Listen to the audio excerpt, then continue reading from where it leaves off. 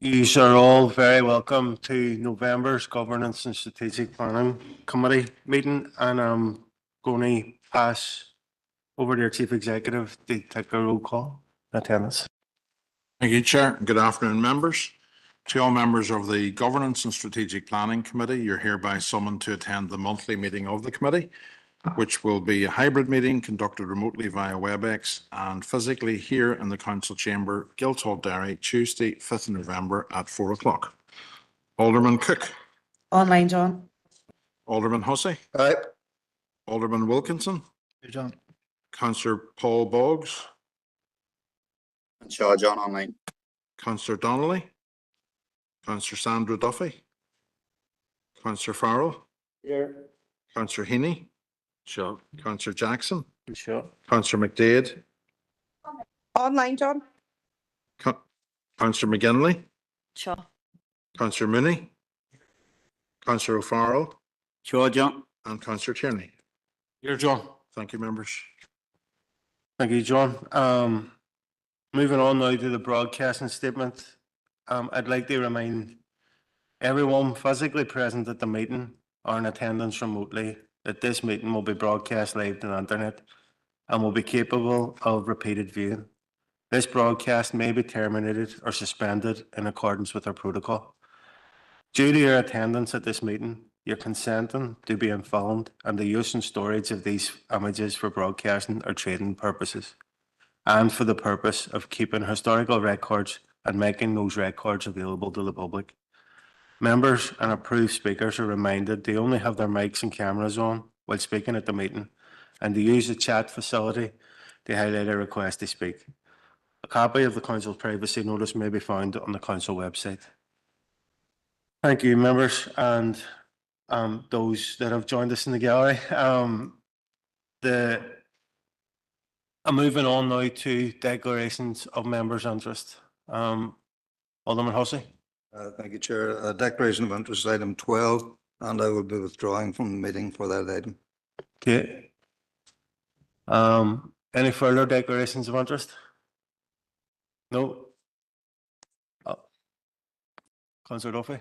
Work for an organisation is funded through the Housing Executive. Okay.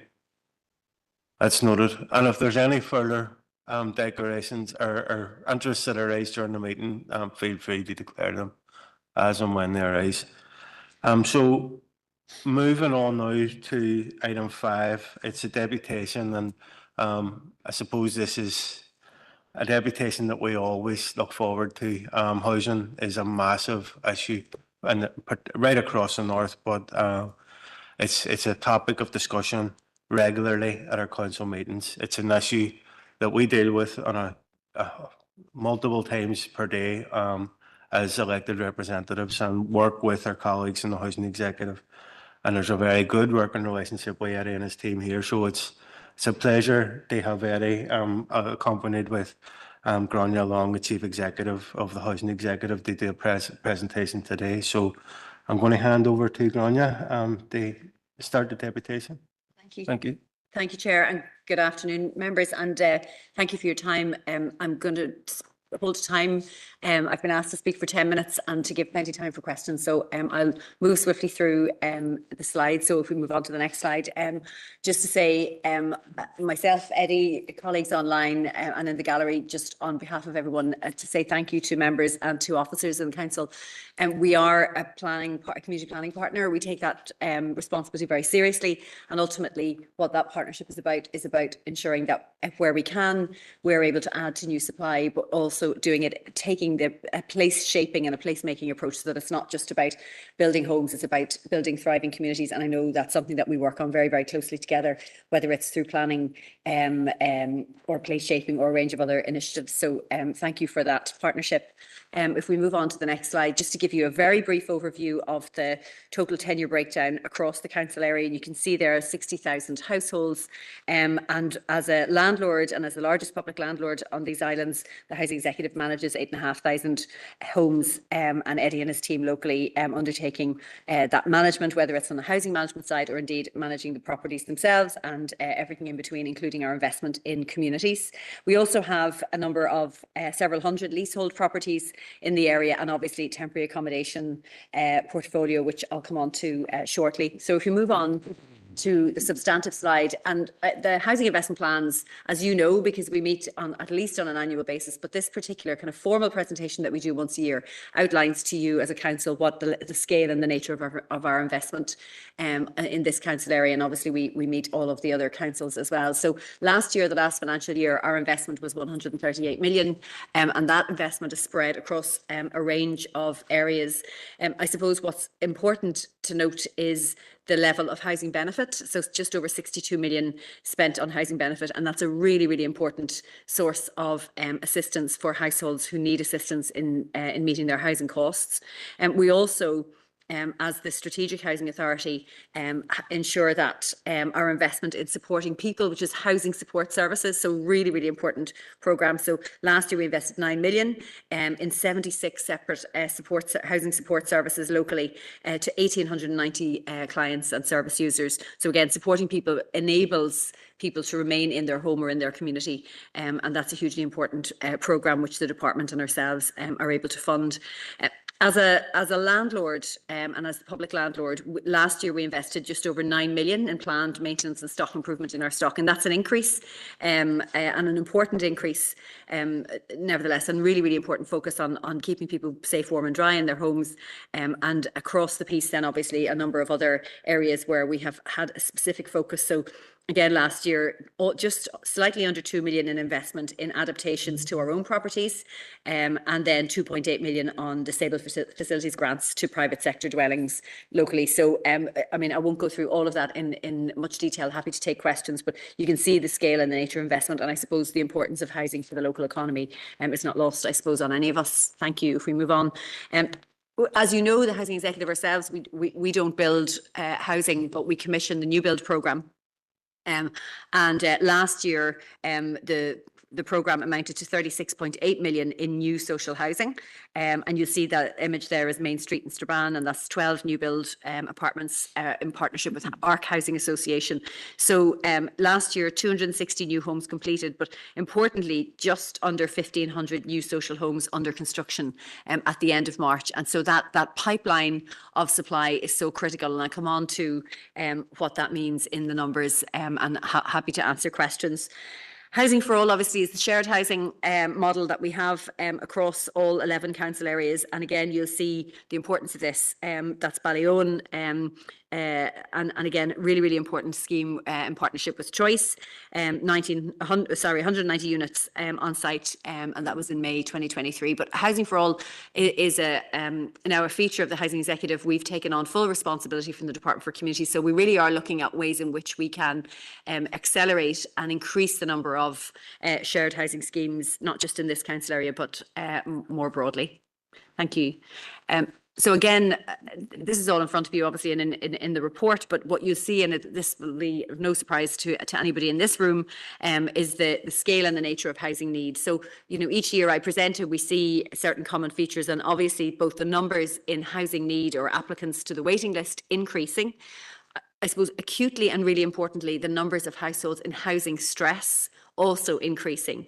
But I think, you know, the story in this slide obviously is alongside a growth in housing need is that reduction, the downward trend in allocations. And that's, you know, the critical piece. That's the bottleneck, for want of a better word. We're not, collectively, we are not building enough social housing, getting enough people off the waiting list and out of temporary accommodation. And that low number of allocations is that lack of churn. And that's what you're all experiencing. But most importantly, the people that we serve are experiencing.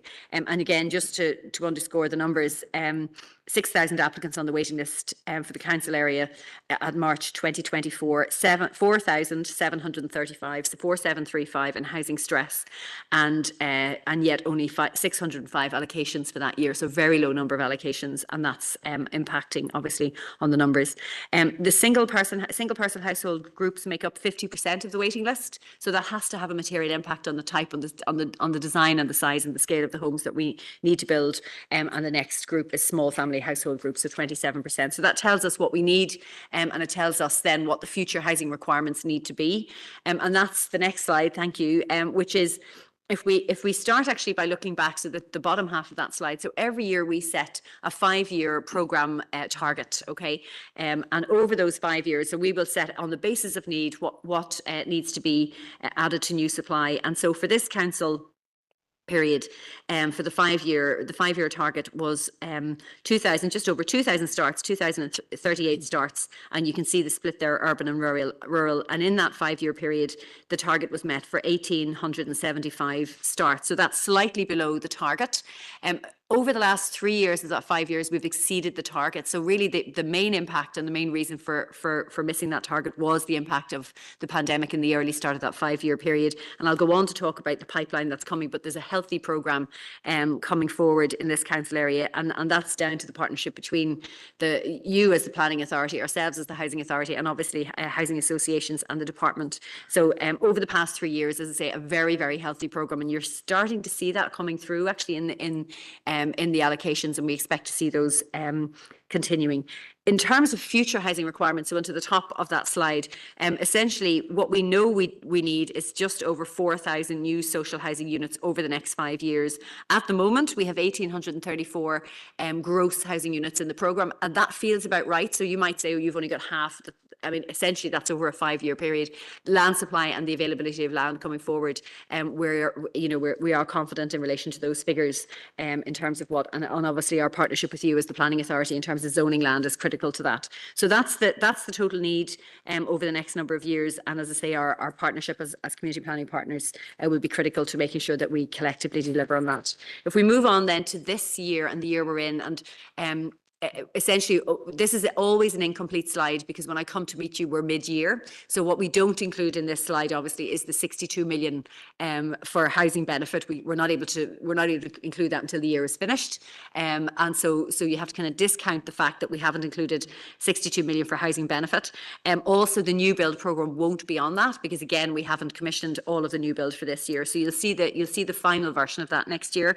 But I suppose what's really important from our point of view as a landlord is that figure on the top right hand corner of 16 million for planned maintenance and stock improvement. So we've been on a programme of significantly increasing our investment in our own stock locally and across all of the 11 council areas. So last year we invested 9 million and that figure is now up to 16.98, and that's certainly the target of 17 million. And so that essentially is investment in our stock locally, whether it's through bathrooms, kitchens, rewires, the whole range of programmes that we will deliver as a landlord, and we want to see that continuing, and in fact we want to see those numbers, if possible, going even higher in future years. A huge amount of the delivery impact of that will be down to our relationship with our local contractors and their capacity, their performance, and our ability to drive output there. So I think it's important that we have those figures in mind, and that we are very, very clear about ramping up our investment in our stock, given the age of the housing executive stock, as you will well know. Thank you. So just to finish with 2 final slides in terms of some of the key challenges, and I suspect we'll want to spend quite a bit of time on this in our questions, is the issue of homelessness and the increase and significant increase in demand, both for demand for temporary accommodation in this council area. Again, not unique to this council area, so demand for temporary accommodation has significantly increased. But what is unique to this council area, certainly what is something that's clear and obvious, is our continued reliance on non-standard accommodation in the council area. So as a housing authority, our role essentially is to, when someone comes forward and presents as homeless, is to assess, as you know, and undertake that housing assessment to make a decision on their on the legal obligation that we have to them. If they're full duty applicants, so if they have the highest level of protection, then it's our responsibility to allocate temporary accommodation. If temporary accommodation is available as a single let or as a voluntary community sector hostel provision, then we will do that.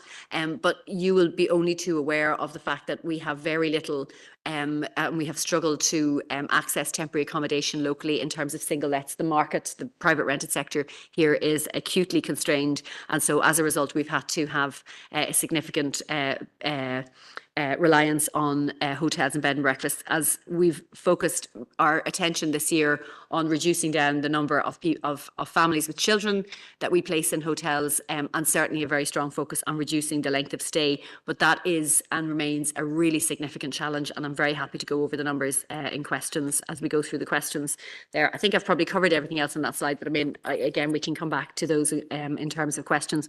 And I suppose in terms of the final slide then, some of the real challenges and the opportunities. I suppose we are very committed to energy efficiency measures. We will spend well over 50 million this year as a landlord across all 11 council areas on energy efficiency measures. So whether it's cavity wall insulation, whether it's a low carbon heating scheme, one of which is in Strabane, for example, whether it's a new programme of retrofits. So we finished 1,400, we're just about to commission an additional 900. So there is a real opportunity now over the next period to really ramp up that investment and really focus on what we can do. We've had our first ever new build scheme, which is in North Belfast, 6 homes using modern methods of construction. I'm very keen for that to be expanded to all council areas, and we're certainly putting that position to the department so that we are able to go beyond that. And ultimately, I suppose our final point, I know it is certainly a programme for government commitment, a draft programme for government commitment, and a commitment of our minister that the housing executive is given borrowing powers to enable it to add to new supply ourselves, and we look forward to that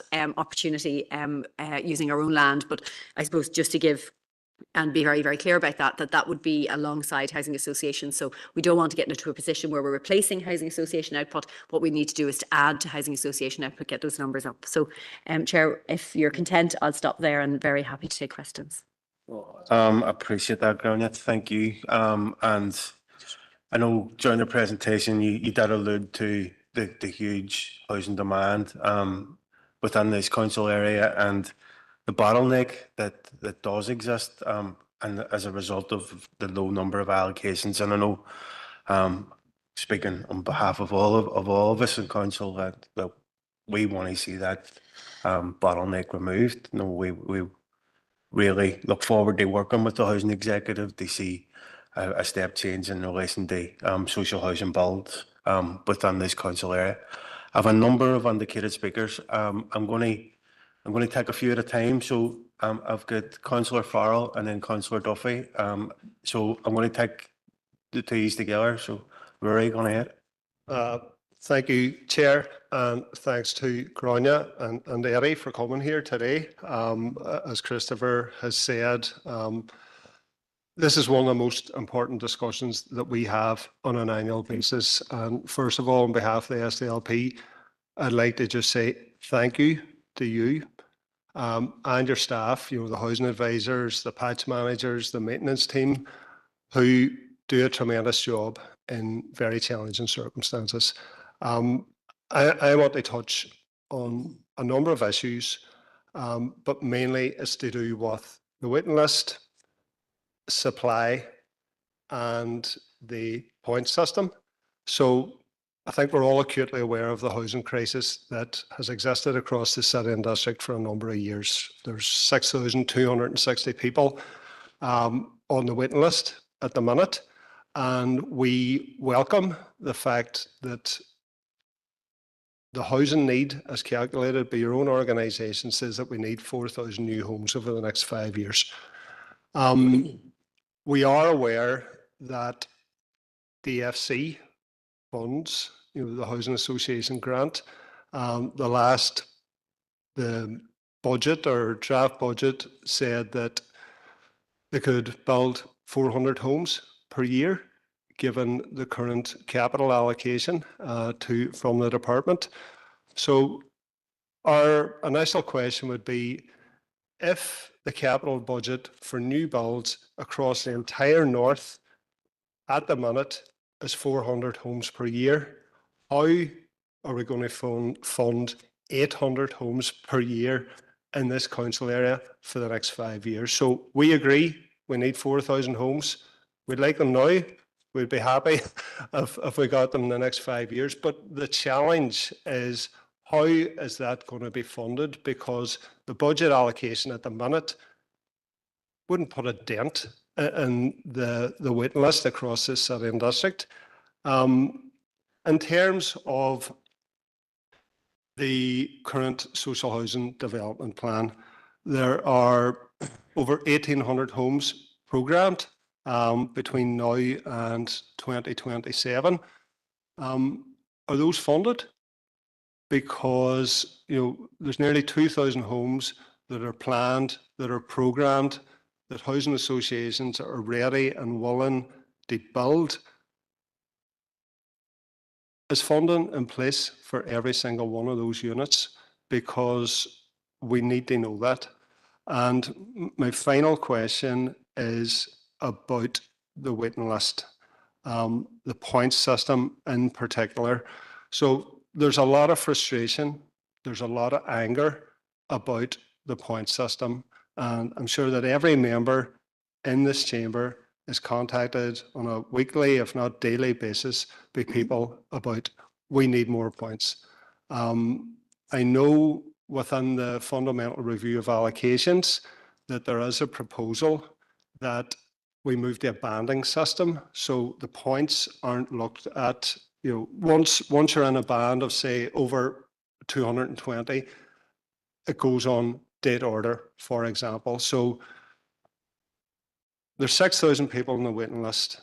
6,000 homes were allocated last year. So there's a lot of people that don't have a hope whatsoever. So there's competition for homes, which means there's competition for points. And what we get on a daily basis is people saying, how do I get complex needs points? How do I get fear of violence points? Child above ground floor. So there's this competition for points, which is inflating the points required to get an allocation. So do we have any idea, are there plans in place to change that system so there's less of a focus on points and more of a focus on how long people are actually waiting? Because there is anger, there is frustration out there. And the real problem is there's not enough houses being built. We have this conversation every single year. So if those questions could be answered. So in terms of the budget, is funding approved for the 1,800 homes that are in the programme? How are the 4,000 that are anticipated over the next 5 years going to be funded? And what steps are the housing executive taking to make the point system fair for everybody? What I would say is, again, we thank you for the work you do on a daily basis. The budget is not your fault. You have to work within the funding envelope that you're given by the department. So thank you for coming. Thank you, Councillor Farrell. And I do anticipate quite a lot of questions, so I'm going to take a few speakers at a time. But before I bring in Councillor Duffy, I just need to notify the meeting that there's been a declaration of interest from Alderman Kerrigan on this item. So, Councillor Duffy. Thank you, Chair, for allowing me in, and Grania, welcome back to the chamber. It's good to see you again. And Eddie, always a pleasure. Again, just on behalf of Sinn Féin, thank you for your presentation, and to all the staff who work in the offices here. I want to pay my personal thanks to them, and I suppose I'm going to single out the temporary team for a specific mention, because I think sometimes the pressure on the temporary team is absolutely huge and probably doesn't get the recognition that they should do for such a small team, and the amount of work that they do and the pressures that they're under. Grania, you have highlighted there in terms of the housing crisis that we are in, the pressures that we are under, coming from all angles, budgetary, not enough allocations, not enough building of homes, and then the issues that we have with temporary accommodation here within the city. I mean, we have just had a clear demonstration of what that bottleneck looks like, with the allocations around Templemore Crescent, where we had residents who were in temporary accommodation waiting to move into those properties. We then had homeless people who were in non-standard or inappropriate homeless accommodation, waiting for single lets and appropriate temporary accommodation to become available for them to move on. And it's just nearly a vicious circle of where we're at and the pressures that the whole system is under. And I mean, families just feel that pressure, and we do on a daily basis deal with probably housing cases more than anything else. There's no doubt about it, and there is a competition in terms of points, and points make prizes and all that. It's the general stuff that you have to go through.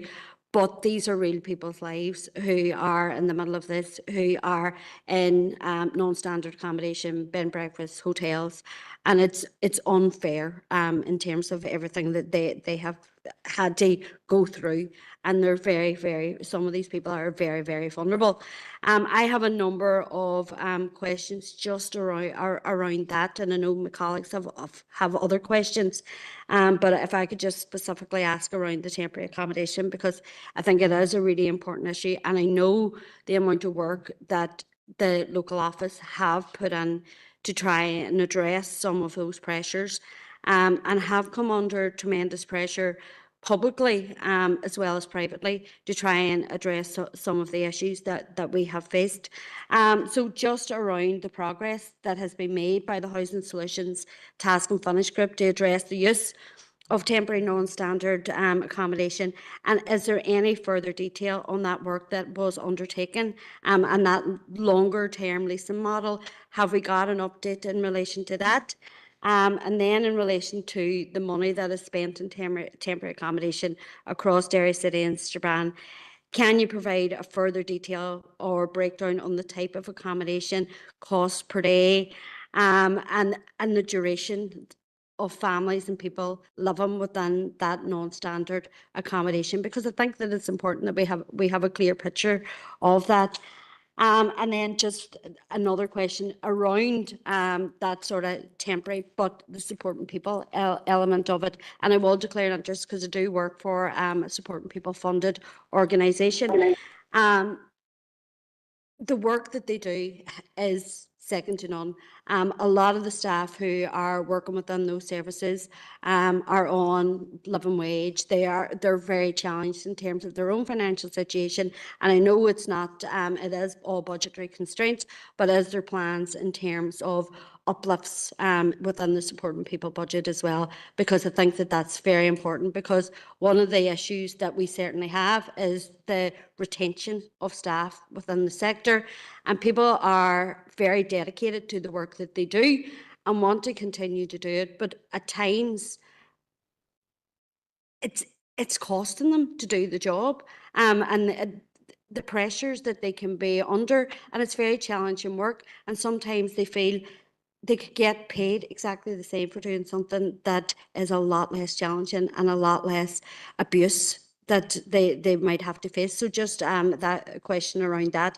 I probably have other questions that I will come back to if that's okay, but I just wanted to concentrate on the first instance around that temporary accommodation issue that we have here within the city. And again, I want to thank Eddie and the team for all the work that they have done around that, because it has been very challenging here in the city.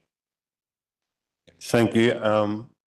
Over to yourselves, Grania and Eddie. I know there's quite a number of speakers indicated for further questions, so I'm expecting another tranche. Sure, thank you. So if I start with the questions in relation to grant and investment in new build and what that's going to mean for supply. So so if I start if I just literally go back to the very beginning, our role as the Strategic Housing Authority. So fundamentally, the first part of this is to get the needs assessment right. So that's the work that we've talked about, where we say, okay, here's the total number of homes we need to build over a period of time.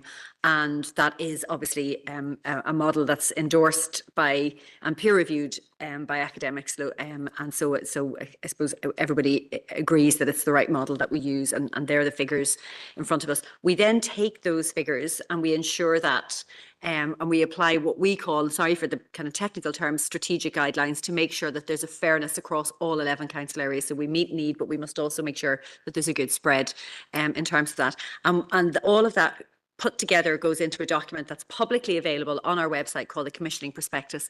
That document is really important for housing associations because when they're doing their site searches, when they're deciding which sites do we purchase to build new social housing, they can use that document, and that enables us to support a future planning approval. Okay, so that's a nice simple system in terms of making sure that kind of housing authority, housing deliverers, in this case housing associations, and the planning authority are working really, really closely together. I suppose what I would say is for this financial year, we submitted a bid to the Department for Communities for, roughly speaking, enough capital grant to fund 2,000 homes across all 11 council areas. And that bid was submitted approximately this time last year, and the initial response in terms of our initial allocations was that we would fund 400, so 400 homes. We've since had an increase of 200, so that's now up to 600 homes, okay? But as I say, our bid originally was for 2,000, and we await to hear the outcome of the October-November monitoring round, which I understand is imminent. So I hope there will be further capital coming our way, okay?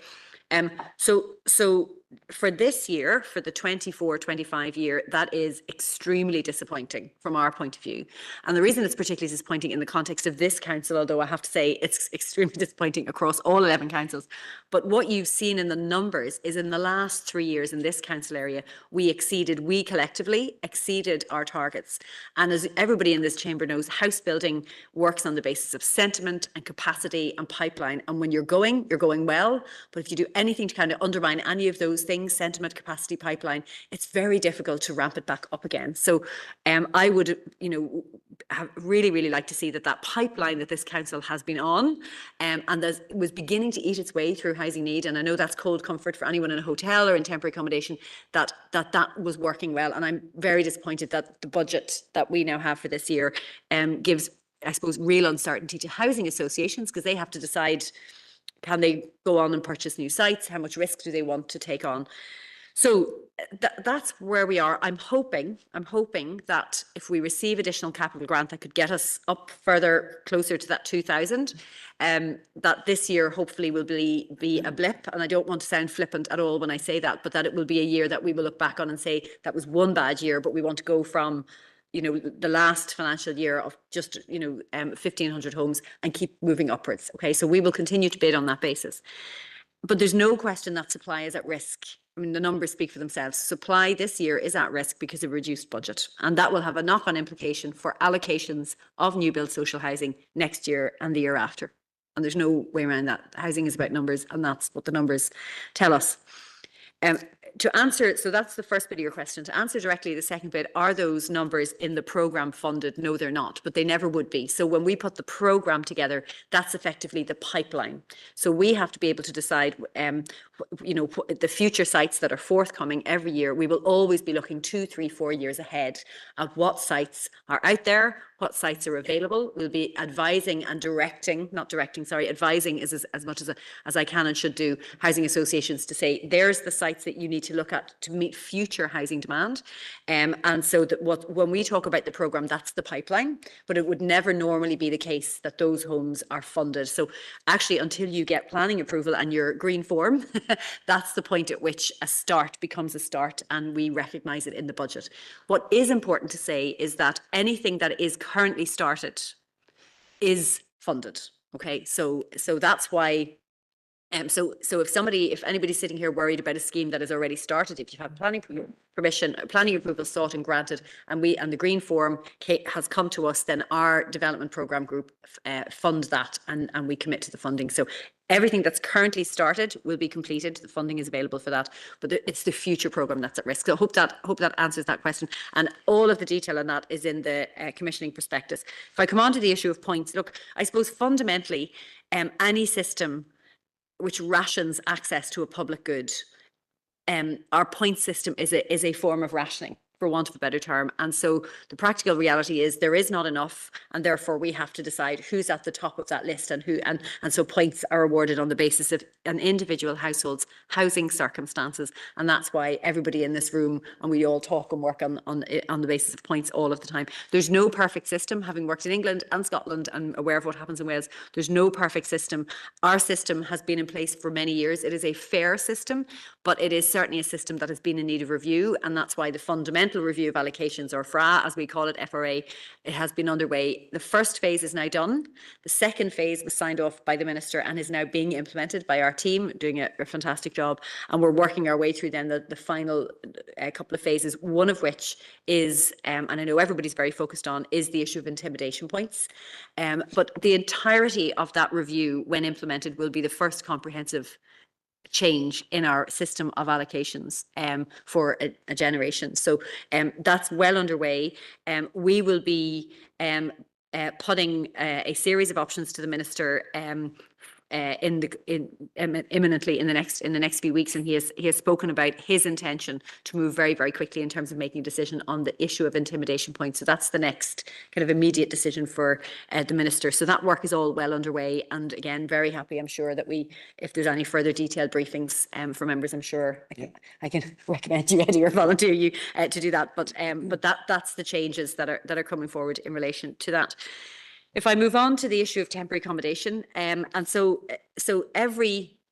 absolutely every council area is completely different. And so when we have a duty, and it's a legal duty to provide temporary accommodation, I think it's really important that I say Northern Ireland is different in that, or distinct, I should say, from other jurisdictions in the UK, and indeed from down south from the Republic, because we have a low bar in terms of access. So anybody who needs, pretty much anyone who qualifies and it presents as homeless, we will undertake an assessment. Okay, we will assess their housing need. The full duty applicant and your legal entitlements as a full duty applicant is an onerous duty on us, but it's a good duty. So I don't want to express that in a negative way. But when someone is entitled to temporary accommodation, we must furnish them with temporary accommodation unless and until they have a social tenancy. Okay, so it is an unlimited time. That's not the case in other jurisdictions. Okay, so part of the reason the cost of temporary accommodation, our budget on temporary accommodation has grown, is because when people move into temporary accommodation, they tend to remain there until we award them a tenancy. And so the cost of that individual household in temporary accommodation will be very, very high until we find them temporary accommodation. And I think the case you've given is a classic case of a new scheme comes, people moving out of temporary accommodation that have been in there for a long time, and we're moving a new group out of hotels into temporary accommodation. What's, I suppose, distinct in what we found with this council area is because the private rented sector is so constrained and there's so little additional available accommodation, we have not been able to lease single lets in this city in the same way we can in Belfast and in other cities and towns. And so that has meant the cost, our budget for hotel and bed and breakfast accommodation is relatively speaking higher here than it is in other cities, and so that is simply because single lets are not very well available to us. And just in terms of our total temporary accommodation placements year to date, we've 74 single let placements. That's really quite low, actually. Now, that's not total number of households, that's placements. Some people might have been placed a couple of times, yet we've 566 non-standard placements.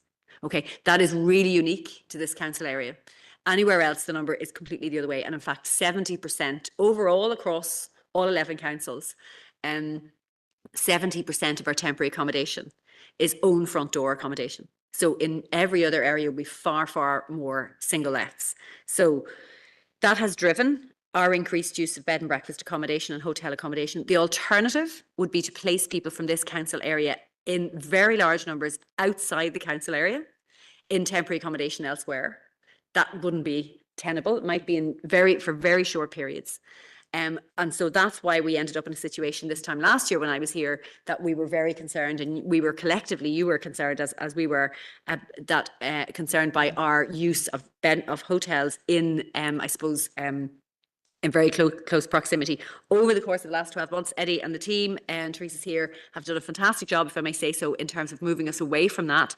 We're not adding to our portfolio or to we're not adding to our supply of hotel accommodation. We've stepped back from a number of the hotels, and we've worked, I think, in terms of dispersing our placements more effectively. But demand is growing.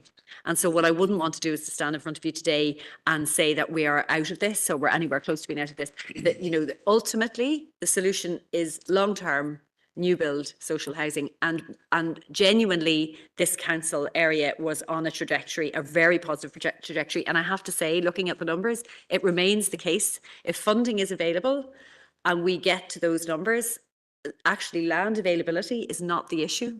Actually, funding is the issue now. And in other council areas, land availability is the issue. So I wouldn't be sitting, if I was sitting in front of other councils, I wouldn't be able to say to them, they have a strong pipeline. Not every council does. This council does. And so what's particularly disappointing is when you're sitting in a council chamber working in partnership and you have the lands owned, and yet the funding now becomes an issue. So that is very, very disappointing. And we want to get to a situation whereby Eddie's budget is being spent on homelessness prevention and not on hotels. Eddie, I don't know if there's anything you want to add to it. I'll just come in on a few points. Yeah, Turn please that do. on Yeah. up there, can you? That's it. In terms of the FRA, I'll go back to the points, Rory.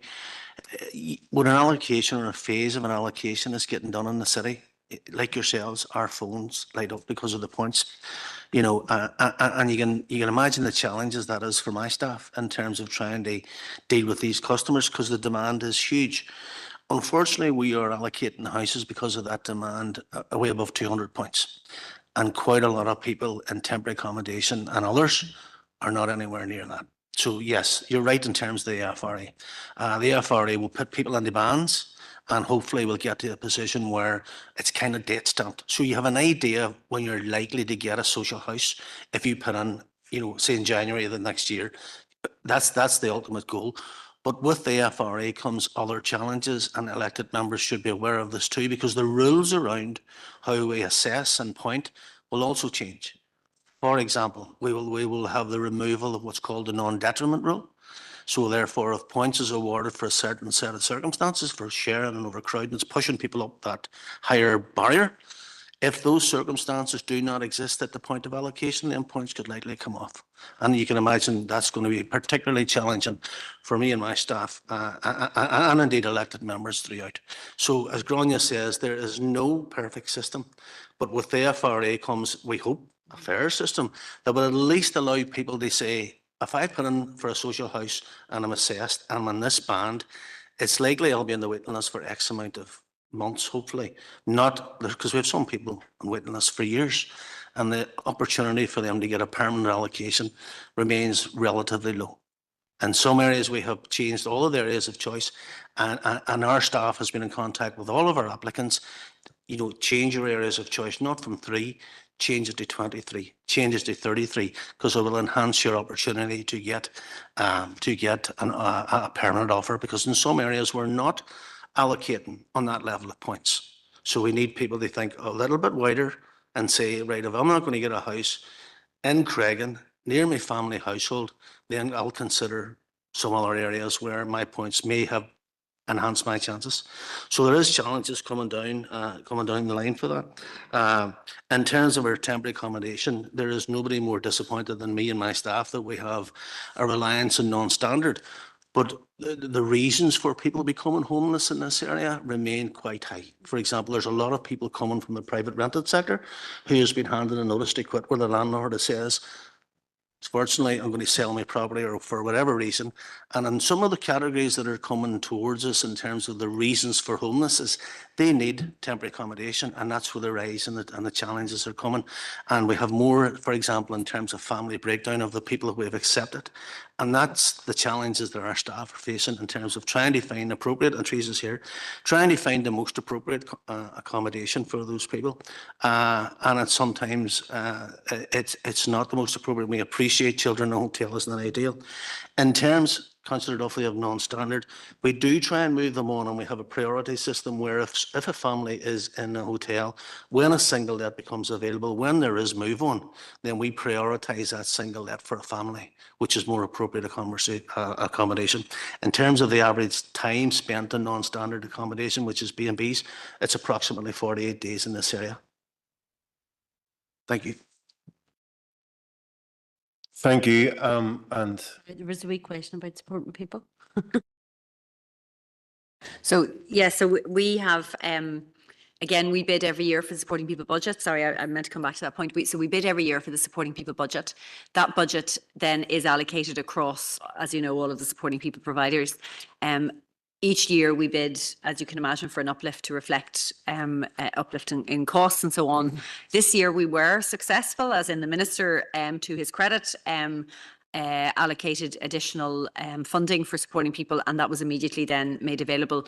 It will be for the individual providers, of course, to decide how that uplift is applied. So, you know, we are acutely aware of, in fact, we paid to commission research into some of the challenges for people working in the supporting people sector. So we're very, very acutely aware that issues of pay and access and terms and conditions is a significant issue, significant challenge. I think despite the low pay, just the sheer level of commitment of people in the sector who probably, I'm sure they do know they could get paid more working in retail and so on, and choose not to because they're committed to the services that they provide.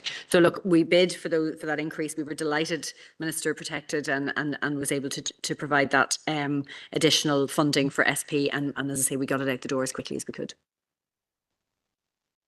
Okay, thank you. And just given how important the issue of housing is, and this deputation, I have got a significant number of people still indicated they speak. I've almost got a full house if I was playing bingo.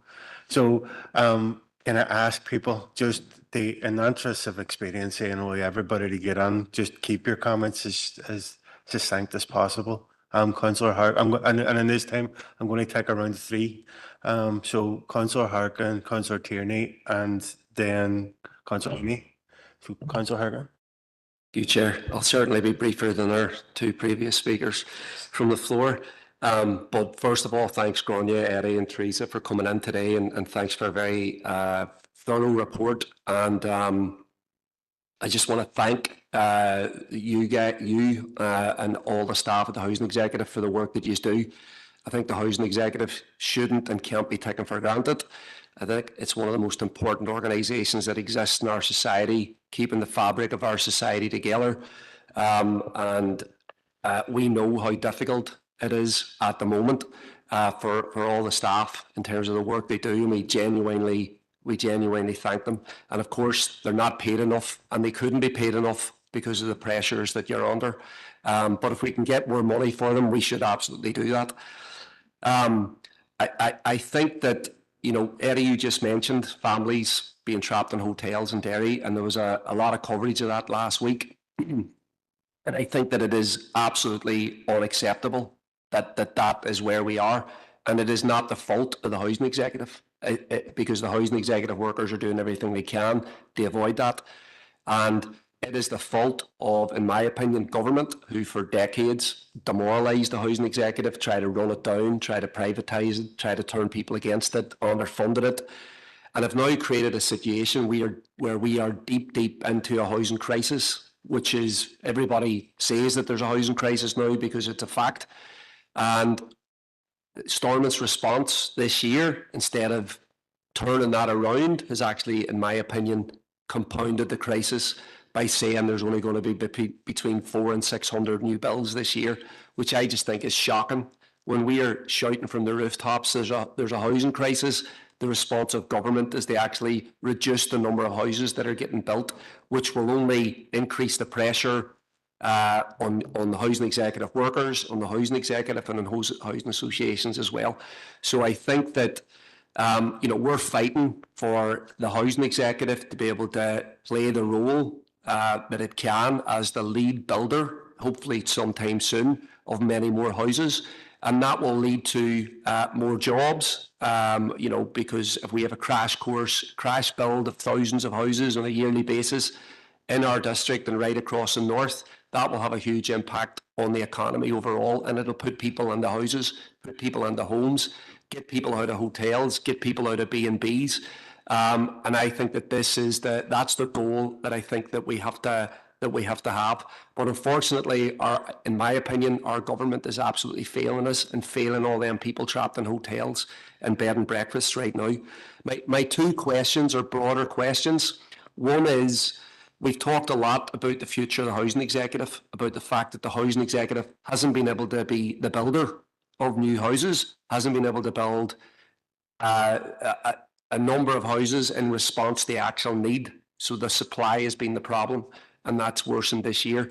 But my reading of what the British government and the Chancellor said in the budget was that they seem to have said that they're going to change the rules and allow public bodies to borrow money, which has been allowed in the past, but it meant that the debt was added on. It became public debt, which meant that it would have been very difficult for, well, Stormont basically says we can't do that, and therefore the housing executive, there's not a clear path to borrowing money to build, or we can't fund that. Do you think this is going to change anything? Because in my view, if we can actually borrow directly to build, and it means that we don't have to split up or mutualise a housing executive, this is something I think we should be laying a path for immediately and seizing that opportunity if it's there, or if there's even a door open, a crack, that we push towards that. The second one is about infrastructure, because I'm sure you're aware that there's been houses that have been built here locally that people haven't been able to get into, and because of sewage issues, because of infrastructure issues, again, out of your control. But again, it's got to do with, you know, years of neglect. So I just want to hear what your view is on what impact that is going to have on new builds here in this district and right across the north this year, but also in the years ahead, and what the housing executive is hoping to see in terms of getting it addressed. Thank you. Okay, thank you. Councillor Tierney. Chair, thank you, and thanks to Grania, Eddie and Teresa for coming here today. I'll try to be quicker than our last three speakers from the floor whenever I'm talking. And I want to start and genuinely thank the housing executive for all of the work they do, but particularly, and I'm going to make no apology for being parochial in this, I want to thank Eddie and his team for the support that they give to the Galia Festival over the summer. Your funding support, along with the funding support of this council, made sure and went a long way to make sure that we as residents in Galia had a very peaceful summer. And I think that needs acknowledged because, Eddie, as you know, we've been dealing with severe issues down there year on year. And I am genuinely thankful for the support that you personally and your team have given to try and resolve that issue. And hopefully we can continue to work together to see the reuse of that land and whatever we can do to support people down there. It is genuinely appreciated. The presentation that you delivered today talks about, on page 12, 16.98 million for planned maintenance across this district, which is welcome, absolutely welcome. Has there been a decision on where that money is going to be actually spent? And if there is, can we get some information around that to help you to try and put that out? I think that would be very useful to see what is planned for where, and if that can be sent to us, it would be great. The presentation also talks about, and I think the wording is reduced budget around the affordable warmth scheme. I have had people who have contacted me recently who have been assessed for the affordable warmth scheme, approved and passed, and are waiting on funding being released to have the works carried out at their home. They are being told by the housing executive that there is no funding for the affordable warmth scheme. Your presentation is telling us today that it's a reduced budget. Which one is it? Because I think that's very important. We've got people sitting in cold homes and waiting on that funding coming out. They have been told that around the monitoring, around the Stormont and all of that, but your presentation today is leading me to believe that there may be some budget there. And if there is, I would be keen to find out how much that is across this district. I think it's very important. We've already had mention of the fundamental review and allocations. And the fundamental review and allocations talks about specifically succession transfer applications. And I think that's an issue which we are seeing come up an awful lot more. I think the current policy around succession transfers is unfair on individuals. I've been dealing with a number of succession transfers over the last number of months. For example, where mommy and daddy were originally the tenant, one of the parents pass away, that is considered as the first succession transfer. I think that's unfair. And it always goes to a director's decision on whether a child or a blood relative can succeed the transfer as the third succession. Technically, in my mind, it's only the first. The director's decision normally and quite regularly, in my experience, is coming back that that person's allocated the home. But that's a long period, as you will both know, and that causes severe anxiety to the person who is waiting to find out if they're going to be allowed to continue living in their home. It also causes anxiety for the wider family, because this isn't just a housing unit, this is their family home that they've had for 30 or 40 years. And there's a huge difficulty there. I think that needs changed, and I would like to hear what your views are around that and how we can make that an easier process for already grieving families. It's quite difficult. We've talked about the budget. Grania mentioned that it was extremely disappointing around the allocation, and talked about land not being the issue funding us.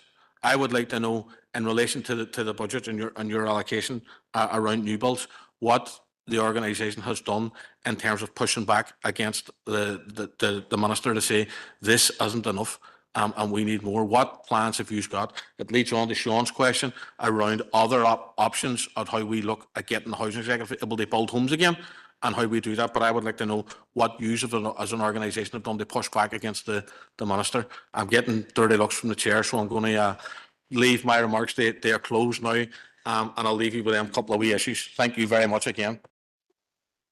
Okay, and that genuinely wasn't a dirty look. It's just my natural expression. But it passes on now to Councillor Hennies, who's got the task to try and be briefer than the previous four speakers. I will, because Brian's already covered one of the questions I was going to ask on the affordable wealth scheme, so I'll not, or WARM scheme, I'll not repeat it. The only other one is on the intermediate red scheme. Is there any update on that and how that'll impact here? Well done, Carl. Over to yourselves, Grania. Eddie. Thank you. So I'll cover these in the order they were asked. So in terms of the future of the housing executive, so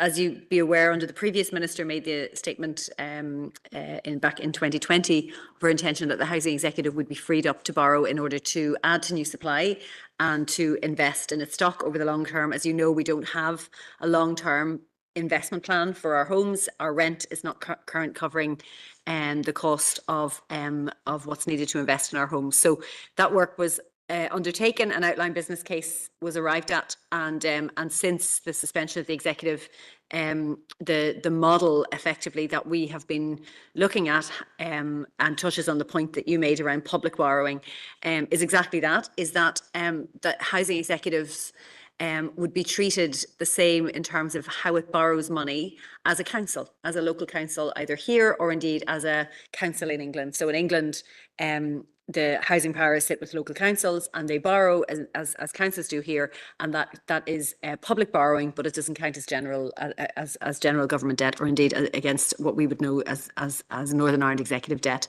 So that's the model that we're looking at. That's the model that the current minister has said publicly he supports, and that's the basis on which the discussions are happening with Treasury. There's a commitment to that in the draft programme for government, which I'm really pleased to see. And I'm also, I can say this, as the Chief Executive of the Strategic Housing Authority, pleased to see there is a level of political consensus that it's important that the housing executive is able to borrow, and that the optimum approach is that it is public borrowing, and that, as you said and as others acknowledge, requires minimum change to the housing executive. It would allow us to get on and do what we want to do, which is to invest in our stock over the long term. It would enable us to build and to add to new supply, and that's not to replace housing associations. That's with a view to adding to supply and getting the numbers up, and without having to change our tenancies, without having to go through organisational change, and just simply getting on and doing what housing professionals want to do. So that's where we're at. And as I say, the minister made comments in relation to that only last week at our community conference a couple of weeks ago, and as I say, is committed to taking those discussions forward. And my understanding is that its commitment in the draft programme for government, I think, shows the level of cross-executive support. So I'm really pleased to see that. I'm very grateful for it. On the second point, which is the point about infrastructure, I mean, I suppose housing is infrastructure, and we always say it, and it needs to be understood as important as its social infrastructure and environmental and its economic infrastructure. And every penny that we spend on our plan programme is, is regionally spread, it's regionally balanced, and it goes through whether it's our contractors or our DLO and our local supply chains, and it is good inclusive economic growth. In terms of infrastructure, again, it's not just here, either in this council or indeed here in this jurisdiction, that infrastructure is an inhibitor to new build. There is no question that wastewater capacity is a constraint currently, and I know there are a number of issues locally where wastewater capacity is a constraint. My own view on this is that there is significant capacity within the existing system. Using Northern Ireland Water's the numbers that they have published and they have made available for 18,000 homes to be connected. Now, not all of those 18,000 homes may be where you would want them to be, but nevertheless, purely from the numbers, coming back to housing being about numbers, there are design solutions available for 18,000 homes currently. So what I'm, making sure I say in the right way is I do not want lack of wastewater capacity to be used as an excuse not to fund housing. If there is sufficient capacity, and 18,000 homes are a lot of homes given the waiting list, then I think I would want to see design solutions for each of those. But I do think they need to be brought forward in a transparent way, and we certainly are not found wanting at the Housing Executive in terms of sitting down and working with anyone we need to. So I do absolutely appreciate, and I'm very supportive of the fact that capital investment is required in wastewater infrastructure, but it should not be used as a short-term reason not to fund housing. Housing needs to be funded, and I think the waiting lists dictate why that's so important. In terms of our planned maintenance programme, again, that is a very good news story that we are in a position whereby we are able to invest so heavily in planned maintenance.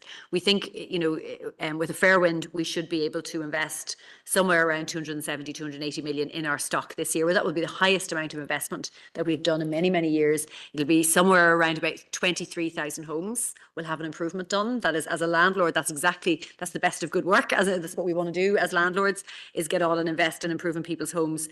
And it does have an impact locally in terms of local contractors and so on. We certainly can make it available to colleagues what that plan programme looks like in terms of bathrooms, kitchens, rewires and so on. So Eddie has all of that there, and I'm happy that he talks you through that.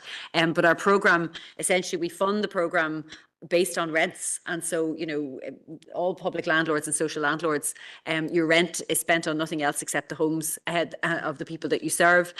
So we have had for the last 2 years we've had a rent increase. That rent increase comes to us in rental income. We hold it in our landlord reserve. It doesn't go anywhere else, so it doesn't go back to a department. It stays in our rental reserve, and that allows us to invest in our stock. So rent pays for services, and when we have sufficient rent to meet the costs of our investment, then we're able to deliver it. Now we want to ramp that investment up. So there is all kinds of issues around contractor capacity and all kinds of challenges, but that's not unique to this landlord, and that's just the nature of undertaking works. So that will go on, and as you can imagine, we're well underway in terms of planning the programme for next year and the year after and so on. So Eddie can cover that in a bit more detail if you'd like, Chair. On affordable warmth, so the affordable warmth programme, very, very similarly to the new build programme, we submitted a bid for the full amount for the affordable warmth scheme, and we weren't successful. So that programme has been cut this year in terms of the budget. Okay, and so the way we have undertaken it is that the budget for the current year, because it's less than the budget we bid for, our approvals are prioritised, and they're prioritised to support those households without heating. And that require what we call priority one measures of insulation. Okay, so I don't want to talk about individual cases, you'll understand, but if somebody is in receipt of a letter from us that says we ordinarily we would approve this, but we're not currently approving it, it is likely that they don't fall within either of those two criteria. Now, we have bid in the monitoring round for additional capital for affordable warmth. If we're successful, we'll be able to do that, and then we look again at those other priorities. But it is without question the case that there will be some people that in another year would have had an approval and had that approval funded, and we're unable to do that this year. So that's why we've prioritised those in greatest need, particularly where a heating system fails, or where there's priority one measures of installation. So that'll be those most in need in terms of their heating system. Eddie, I might ask you to cover the point around succession, but if I just briefly, the point around what we've been doing in terms of the alternatives. Well, I mean, as I say, we've been very, very clear from our point of view in relation to first of all, supporting housing associations. It's incredibly important that, you know, we commission the new build programme where the programme is less than we would have wanted. Our responsibility there is to work very, very closely with housing associations to give them all the information they need. We cannot have a situation where housing associations hunker down and don't, and then decide to step back from development. So we need to strike the right balance. I have huge sympathy for them. I also know it's very difficult to ask them to make decisions when we can't guarantee funding. So look, we have very, very close working relationships. I'm very grateful to them for their forbearance as well, and working closely with us. And we're just working very closely with them in relation to getting them ready for the next year and making the strongest case for funding. And I think that's my answer to your question, is we will continue to make the strongest case for funding, and we'll continue to make it very, very clear that investment in social housing is value for money, and will always be value for money over the course of the lifetime of a home. And on intermediate rent, if you're content, I may come back to you on that. It is a Department for Communities function, the development of the intermediate rent product, but I'm happy to ask officials to get in touch with you and give you detail on that. Yeah. So the programme. And just in relation to the planned maintenance scheme, hopefully members are content with just that information to be emailed out to people. I'm not expecting to go through it now. And just, but if you pick up on the succession question.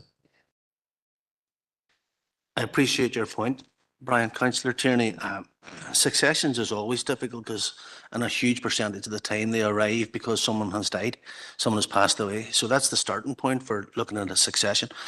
There are two types of succession as well. Members will be aware in the chamber. One is a policy and one is a legal. The legal one is kind of straightforward in terms of the rules are the rules, and social housing must go back into the churn of stock again. It can't stay in a family, line through generations. So there is it's fairly clear rules around the other one, which is policy. Yes, there's a lot of assessment that has to go on and a lot of information that has to be taken, and with every rule there's almost an exception to the rule. And what I would like to think that our staff who are making judgments on successions are empathetic and also sympathetic to the situation, and we do refer them to the director, because sometimes we just can't find the actual rule that relates to this particular set of circumstances, because there's so many different sets of circumstances that arise. People have been in tenancies for a very, very long period of time. People who thought there were tenancy or joint tenants, and all of a sudden they find out that they're not joint tenants because they didn't contact the housing executive and get on the rent book, for as we call it. So we appreciate there is a real, there's a mismatch of rules and decisions to be around that, but we do work very closely, and I appreciate the policy is tight in that, but we do make referrals to the director on a regular basis when we feel that there's an exceptional circumstance that has arisen in a policy assignment. That when we go to the policy book, we can't find anything in the policy book that says, yes, this is okay, this is good. And remember, the way we allocate houses is under severe scrutiny.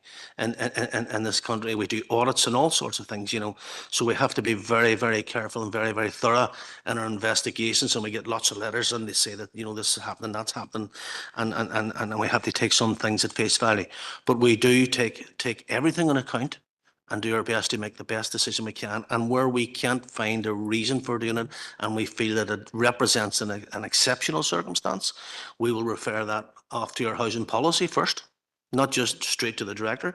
So they will carry out a fairly detailed forensic investigation as to what are the circumstances around us, and they will present that to the director, and the director then has an independent view that says yes or no. Doesn't come back to me or doesn't come back to the local staff or anything like that.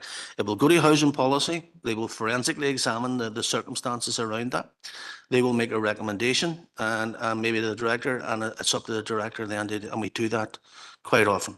And unfortunately, the rules are so tight around that because of the nature of the business that we're in. Okay, thank you. I'm moving on to the next round of questions, and hopefully be a bit quicker than the last. It's Councillor McGinley, Alderman Hussey, and Councillor Mooney. Councillor McGinley. Mega Chair, and thank you, Eddie and Grania. It's good to see you again. I will be brief. Just referring back to the plant maintenance that Councillor Tierney touched on through the presentation. Grania, you mentioned about the cavity wall insulation being part of that. I'm just wondering, across the Instravan district area, how many homes would you estimate are in need of that cavity wall insulation? And just to go on a bit of a tangent from it, is there any update on where things are at with the Craigan Heights scheme? I don't think it'll be a surprise that I've mentioned that again. Thank you. Thank you, Chair. Someday I'll listen sometime and have separate presentations. You expected that from me. You're very welcome. And can I say thanks to housing executive staff like others have. But as you know, Eddie, I'm the other areas in the list there. And my particular thanks would be to the patch officers who are absolutely fantastic and vital for myself, particularly in the rural areas. Looking at the spending graphs, the actual and the projected, there's obviously a differential of about 100 million there, but I can see where that's coming from, benefits and new build. But within that, the drop in allowance for affordable warmth is a concern. Is it reflective of less of a need, or is it reflective of the fact that somebody has turned around and said to the housing executive, sorry, we're reducing your budget in that particular element? With regard to planned maintenance, again, the increase is very welcome. But again, is that reflective of the current state of your stock? I note that retrofit, tenancy, sustainment, temporary accommodation and community development have disappeared in the projected. Have you any comment? Has some of that been subsumed? I mean, I'm looking at particularly at retrofit, because my understanding was that retrofit was going to become increasingly important. Now, maybe that's gone into planned maintenance, I'm not sure. But retrofit to me is a way to lengthen the use of the stock, improve the use of the stock, and bring stock back into use, etc. So there's that. Ron, you talked about your pipeline, and no matter what you say, you know, the infrastructural deficit is a major concern. It has to be. And we see it in planning applications for developments, not necessarily social housing, but for developments in general. And we see the limitations that can be placed on the desire and indeed the availability of appropriate sites. So, you know, it is a real concern for a lot of us. I note that the new government on mainland UK has talked about a new build uplift in funding, etc. And I'm wondering, you know, are there apparent consequences that will come through, or are you aware of them? And if that is the case, is there a guarantee that they'll be ring fenced when they come this side of the water? And like I think it was Councillor Harkin first mentioned the issue, yourselves building, more than welcome. It should never have been stopped. And the sooner you're back at it, the better, as far as I'm concerned anyway. And indeed, a lot of the maintenance, I thought it was brought in-house, would improve, to be quite honest with you. I don't know about the logistics, etc. of it, but, you know, to be responsible for the maintenance of your own properties, rather than bringing in others to do it, to me, is a better way forward. Thank you for your attendance today. Thanks, Chair. Councillor Mooney. Thank you, Chair. I'll be as brief as possible. Just feels like my annual question today, Eddie and Grania, but I'll be parochial anyway. Given maybe the lack of progress, could I have an update on the refurbishment issue in the Triangle part in the water side? Thank you. Maybe I won that competition for being. Well, absolutely. Go on ahead. That's that round of questions. Thank you. So on planned maintenance and on cavity wall insulation, I think my colleague Andy Kennedy is online. Chair, with your agreement, I might ask Andy just to comment on cavity wall and the scale and the nature of requirement, Andy, locally? Thank you, Gráinne. Yeah, just having a wee look at what we will be delivering within the council area. Just to go back to one of the earlier questions, Appendix 4 in the document, the Housing Investment Plan document, will actually set our programme for this year, so you'd be able to see where the money's going. As regards retrofit, I think the council has got a fair number of schemes already, and we've some planned later on. As Gráinne said earlier on, we hope to go out for a programme of about 900 dwellings in a new external wall insulation programme. 3 of the schemes that are in that procurement or that programme are actually in the council's area. We also have, I heard that cavity wall insulation was also mentioned as well. We're undertaking some pilot schemes this year. It's a very small pilot. I don't think any of those are in the council area, but when we have completed that and evaluated it, what we hope to do is about 3,000 dwellings per annum for the next 3 years after that. And 16 of those schemes across that 3-year programme are in the council's area. We also have there's one scheme in our innovative 300 low carbon heating pilot scheme that we have. This is looking at a combination of retrofit measures that we're putting into properties. Again, with about 300 or 400 of those that we're doing at the minute, that programme's on site. And one of those is in Strabane area. I don't know the exact locations offhand, but there's about 70 odd properties within that. So there's quite a lot is progressing in terms of what we want to do. We don't have sufficient funding at the minute to do wholesale retrofit right across our stock. And what we're doing at the minute is a number of initial pilot programs and projects that's going to show us what we require for the future, if and when we're in a position to be able to roll out that retrofit and thermal improvement program across our stock. Thank you, Andy. So that covered the retrofit point and the cavity wall insulation point.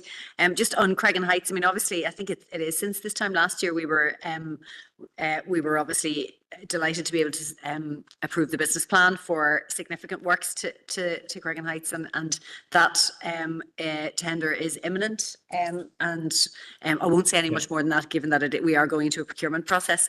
I know Eddie's been working very closely with the local community in terms of keeping everyone briefed. I know the community's been involved in the development of social clauses, which I'm delighted to hear, and all of the other aspects of that work that you would expect pre-procurement are all underway and on track, which is great news.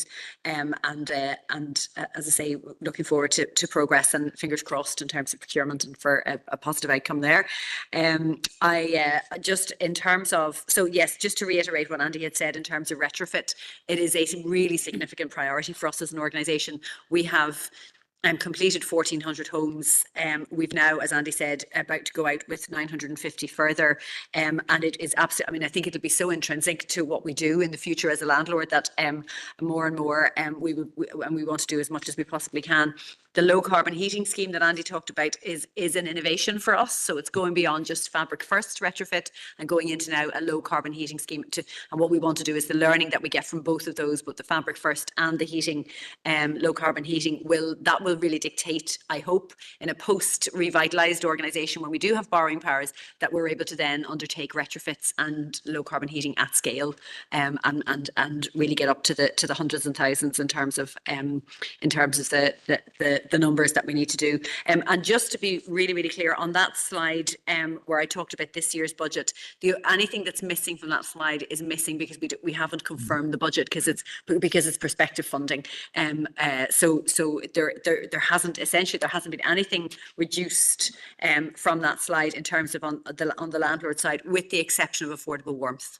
So we bid for full funding for affordable warmth this year. We weren't successful, and that's why we've had to prioritise those where heating systems are no longer work, and those priority 1 measures, so the kind of urgent measures. On the new build uplift in the budget, I mean, it would normally be the case that yes, that essentially a Barnett consequential would be available to us, but it's not ring fenced or hypothecated. So in other words, it will be part of the general allocation to the Northern Ireland Executive. I'm very happy if someone wants to point out that I'm incorrect on that, but that's my understanding, and that is normally the case, that any housing decisions that are taken at Westminster, we get our version of it, we get our cut, but it's not ring fenced for housing here.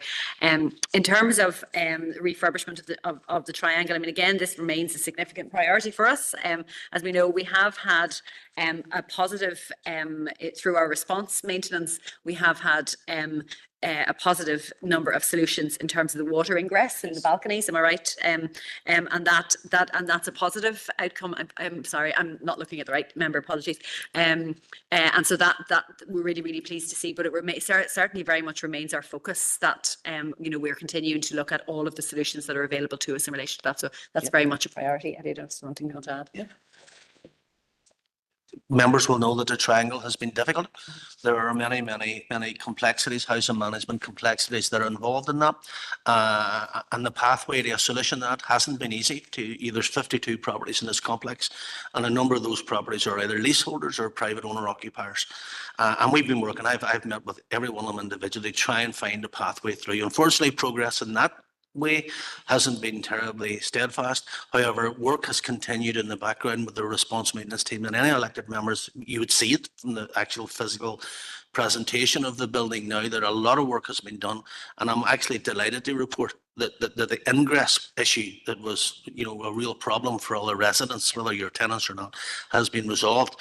Now we have to go back now and work closely with our asset colleagues, and meetings have already taken place internally to finalise what a design solution looks like now, taking in the impact of the work that has been carried out locally by the response maintenance teams.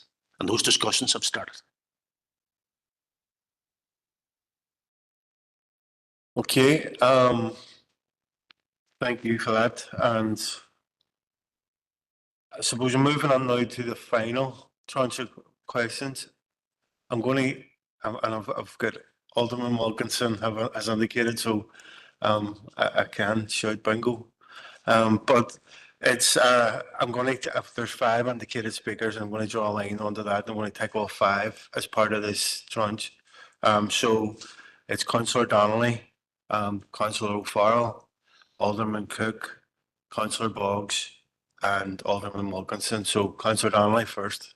Good Chair, and thanks Grania and Eddie for being here today, and particular thanks to Teresa. It's people like Teresa and people around her here at the coalface of a very difficult situation. And please don't take anything I say here as an attack on an individual or on staff. It's an attack on the system, and my criticisms, they are as a result of any piece of infrastructure or building or whatever under pressure. It will not operate to its full capacity, and I think that's what's happening to the housing executive at the minute. I live in a housing executive home. I support totally the idea of fully properly financed housing executive. I see the work that the staff are doing, and they, under very difficult circumstances, the demand is increasing, the supply is decreasing. That is going to put pressure. People are going to be scapegoated. At the minute, it's migrants. Migrants are being scapegoated. There is a fear. People are putting it out that, do I not have a home because of migrants? And there's absolutely no substance to that. I've seen the way migrants have been treated here under the resettlement scheme. They've been put into temporary accommodation and just abandoned. There's no other way to put that. Whoever's responsible for that they need to look at it. I believe the housing executive is being damaged. I don't know if this is deliberate or if it's just that it's creaking at the seams. I don't think housing associations are the answer. There's some very good housing associations, some of the long established, and there's some very not good, as we've seen we recent incidents in Patrick Street and more recently in Bishop Street. We've been here before. You've been here before. Anybody watching into this meeting today that doesn't have a home aren't going to be impressed. They're going to be saying, what's going on? What are we hearing? And there is no answer to them. And we talk in a lot of conversation, and this is no disrespect, because every single issue that's been brought up here today is very important. But if you put it in the context, we're tinkering around the edges. We're looking at the point system. Can we move this? Can we do that? Can we do that? It's tinkering, but it's an important issue. So I'm not being, in any way dismissive of that. We talked about council, about working in partnership. See, the reality is there's 4 families not in home a day because of a decision that this council made when it hadn't got the backbone or the guts to stand up to an encroachment. Haven't got that. So we can't depend on politicians. The system is a neoliberal capitalist. It's a system and it has an agenda, and it's full of landlords. It's full of governments that are landlords, politicians who are landlords, and individuals, supporters, landlordism. And that is a big problem. I think what people need to remember is that the housing executive came out from the civil rights era, and it was people like Roddy Carlin who went to prison for doing a sit-down protest on Craigavon Bridge. Hundreds of Derry Mullers marching from Springtown Camp to this building, and sit-downs in this building by people in order to get the situation where we had a fair system of allocation for homes. At the minute, the housing executive, as I said, is damaged, and people who are coming, and I've no doubt all our elected members here, the people who are coming to me are taking it out. When they're not taking it out in immigrants, they're taking it out on housing executive staff. If I had a pound for every time somebody said to me, my housing executive, my housing advisor is no good, I mean, you have to explain, it's not your housing advisor. Your housing advisor is doing the job under very difficult circumstances.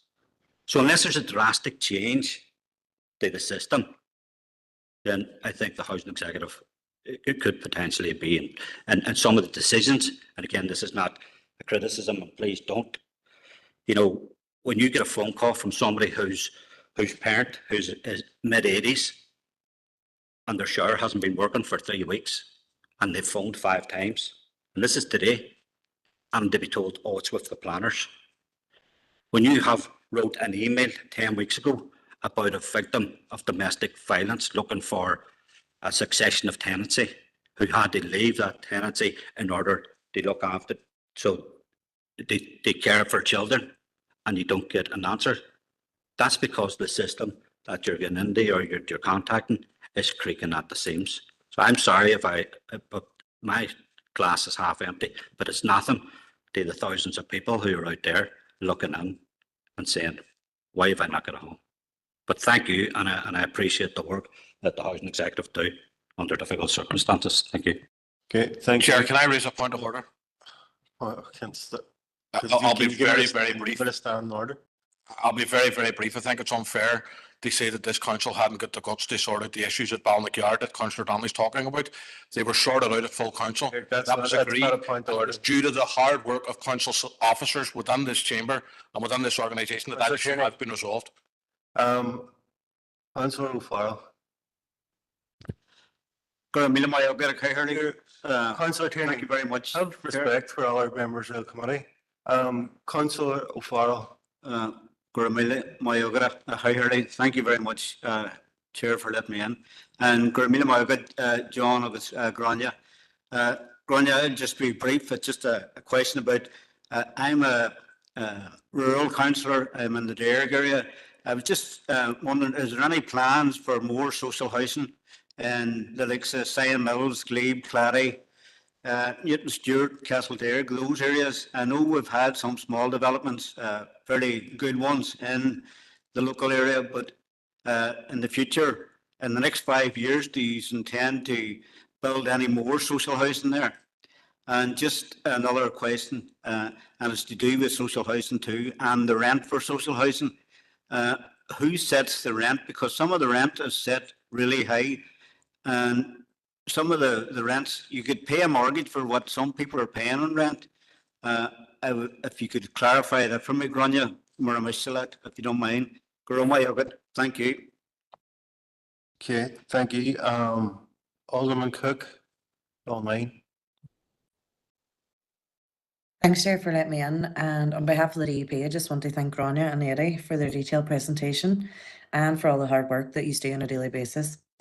So a lot of what I wanted to do, that I wanted answered, sorry, has already been asked. We're all aware that the housing crisis is very, very real. And for anyone even listening in to the coverage on Radio Foil 2 weeks ago would bring that to light. The stories were just horrifying and they really, really hit home. So I just have one short question, and it's in regards to emergency accommodation.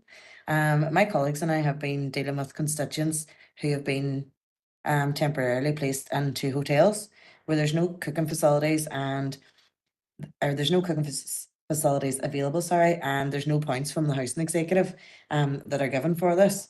We're all aware that takeaways and that are very, very expensive, especially if they have a family. So I was just wondering, obviously short-term accommodation sometimes can go on longer than originally anticipated. So I was just wondering, would you have an update on that? Thank you. Okay, thank you. Councillor Boggs. Thanks, Chair, and hopefully you can hear me okay. And thank you to Grania and Eddie and to their colleagues online as well. And I'll just jump on straight into questions just for the sake of time. But just following on a slight aside from the previous question, obviously we know that while it's not perfect, non-standard accommodation is being used more and more often. And I suppose I have a very simple question in relation to whether the fact that is non-standard accommodation, are the areas that accommodation is in ever given any consideration? And the previous speaker has talked about the actual accommodation not having facilities, but there have been instances, particularly in rural constituencies and rural DAs on this council, where non-standard accommodation in rural areas is being used that doesn't have any services around it. So you may not even have services within the building, but you don't have any services around that are within a reasonable walking distance or within a safe walking distance in terms of footpaths connecting to nearby towns or villages. So it's just a question in relation to whether or not any consideration is given to the rural location of non-standard accommodation. I suppose another question just briefly, if there is any update in relation to the procurement process of the self-contained housing units in Lismacudden and Strabane, and whether or not that was something that was being alluded to in relation to an ongoing project in Strabane. And then if Andy wouldn't mind, I know you said that you couldn't just get the details offhand in relation to the 70 homes in Strabane that you had talked about in relation to a previous project. If those details, if you wouldn't mind, could they be passed back to council after this meeting, just for information purposes? And finally, Chair, just for your indulgence, if there is any brief remarks that can be made in relation to the fundamental review of allocation. I know I worked very closely with Eddie over recent months in relation to a specific case of a constituent who was terminally ill, and whether or not there's anything within that review of the fundamental review just in relation to when people are terminally ill, about trying to get them not preferential treatment up the list any quicker, but given that in a lot of those circumstances there's very sensitive issues and a lot of needs that arise quite quickly, whether or not there's anything within current housing policy or going forward that would look favourably in that to try and get those people into more suitable accommodation as quickly as possible. But just to thank you all very much for your help and your support and the work that you do for people within our communities. Thanks, Chair. Okay, thank you, Councillor Boggs. Alderman Wilkinson's question's been answered by one of the previous, or asked by one of the previous speakers, so don't have a full house after all. Over to yourselves, Grania. Thank you very much. I'll just cover these as briefly as possible. I think, look, the key point for me is that this is not an unsolvable problem. And I've been doing this for 25 years, and I've worked in London and I've worked in England when we thought we'd never get to grips with rough sleeping, and we did, because we put our focus on it and we funded it. We got the systems right, we got the people right, we got the money right. So, there is never going to be enough capital funding to do all of the things that we want to do, but I have to make the strongest case for housing. And if it's seen as an unsolvable problem and something that's too difficult, the money will go somewhere else. And so I have to be able to demonstrate the solutions. And I have to say, looking at the numbers in this council, what we've seen through really good partnership between planning team, council officers, housing executive staff, saying, here's the numbers that we need in terms of new build, here's the land we need to zone, here's the barriers we need to remove, there are without question infrastructure challenges, here's the capital funding that we need. And I think that is testament and a demonstrator of what we can do. Now we have a huge challenge ahead. There's no question. I think we've seen tonight what, but I think, you know, we know the numbers of people in temporary accommodation and non-standard that is absolutely unacceptable. And if we're going to move those people out and get them into the kind of homes that Eddie and I want to provide them with, then we have to keep our eyes on the prize, and that is those solutions. But I'm not in any way to demean, nor I'm sure, do you understand, it's not to diminish how difficult it is for any family or any parent looking at a child in a hotel and wondering how we're going to cope with that. So it's that is the situation we find ourselves in, and thank you for that question. In terms of rural, I mean, I think you know, a good news story here in that the targets that we set over the last 5 years have been met. I'm going to ask Louise Clark, my colleague, to come in just to talk a little bit about some of the what's in the programme in terms of rural, because I think there is, again, a good story to tell. And also, I think, Louise, you may want to cover the Listen Finn question if I've heard it correctly, but forgive me if I haven't. Oh, Andy, sorry, Andy might come in on Listen Finn. If I just, before you do, just if I cover the rest of mine and then maybe hand over to Louise. Rent for social housing. So individual housing associations set their own rents in Northern Ireland. It's not the same in England, where essentially it's an agreement between ministers and associations. So here, individual housing associations set their rent, and they set that based on what they see their long-term investment requirements. So over a 10-year period, what do we need to invest in our homes? They kind of divide it up. Our rents are set by the minister because we're a public landlord. So our rents are set by the minister, and it tends to be on an annual basis. So that's why I mean, essentially you've got a big disparity between housing executive rents, which an average housing executive rent is £79.91 for an average 3-bedroom property, and the gap between us and housing association rents is very large and could be as much as 40% higher, that gap in some cases. So but rent, as I will always say, rent pays for services. So when you have rent, you can invest in those services. And that's what we want to get on and do. I will probably finish at that and let other colleagues come in, maybe Louise on rural, and Andy on Listen Finn, and Eddie, you might take the final couple of questions on non-standard as well. Yeah, thank you. Okay, thank you, Grania. Yes, as we carry out our housing needs assessment at a settlement level, that includes all rural settlements across the council area. We've quite a bit of activity in relation to rural settlements within the social housing development programme. As Grania said there, we've met our rural targets consistently over the previous number of years. Specifically on our programme at the moment, and you'll see this in Appendix 3, which details all programme information, both at a settlement level and regarding a start date and whether or not those locations are urban or rural. On the programme in relation to rural need, we have units on site in Tamnairn, in Strathfoyle, Balmacgory, and Claudy and Eglinton. So we're kind of quite proactive in regard to that. I think the councillor specifically mentioned his own DEA, which includes the kind of key settlements there of Castledare, where we have a projected need of, I think that is 36, and we have actually supported a site there for 26 units, which is going to go quite some way to meeting that need. It's not on the programme yet. It's not shown on the programme because it hasn't ticked all the boxes in terms of the paperwork, but we're hoping to show that on the programme at a future point. In terms of Sion Mills, we have projected need there of 54 units over the time, and I've already said there's a number of things that are on the programme, and we also have an additional 27 units on site in Sion Mills. But happy to take on board any comments that councillor has in relation to his DEA, and if he thinks that there's a location where we might need to focus our efforts or there's an unmet need, I'm certainly happy to communicate with councillor on that. Okay. Okay, in regard to Listen Finn, I assume the reference is to the small block of flats where we're preparing a refurbishment scheme. I have to apologise that it's taken us longer to get to this stage than we anticipated, but that scheme is out for tender.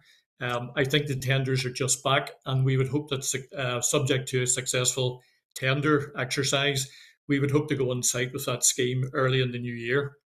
The other issue was about the addresses or the areas for the 300 low carbon heating programme. I'll get those and we'll have those passed on. From memory, they are spread across a number of small settlements rather than being concentrated in one estate, but I'll get that information and we'll get that passed through. And some of the questions that was asked around non-standard accommodation. This is a topical debate, given the fact that we have a lot of people in non-standard at the minute in relation to not having access to amenities, and that's not reflected in their points in terms of their housing assessment. I've been having discussions with our policy people regarding this, and really where the housing assessment is to take place is where that place of origin where a person is presenting from as homeless from, whether it be private rented or otherwise.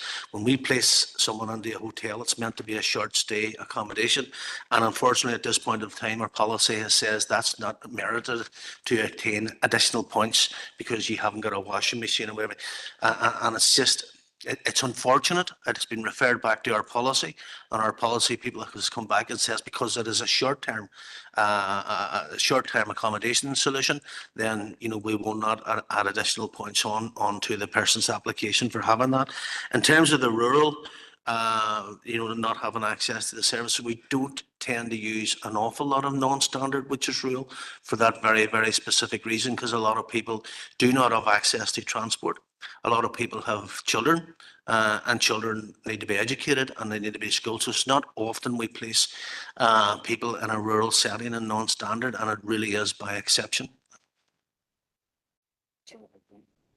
If you just might, I might just make one final point, and hopefully next year when we're back, if we're invited back, we'll have a solution on this one. I mean, one of the solutions to the lack of temporary accommodation or single let temporary accommodation here is for the housing executive itself to acquire and lease stock ourselves, or either acquire it or have long leases. We have a business case with the Department for Communities in relation to both of those. So ultimately what we would like to be in a position to do is that the housing executive would purchase properties, we would use them as temporary accommodation until we work our way through what is clearly very, very, very large numbers, and then eventually that stock would become, we would flip it and use it for general needs housing.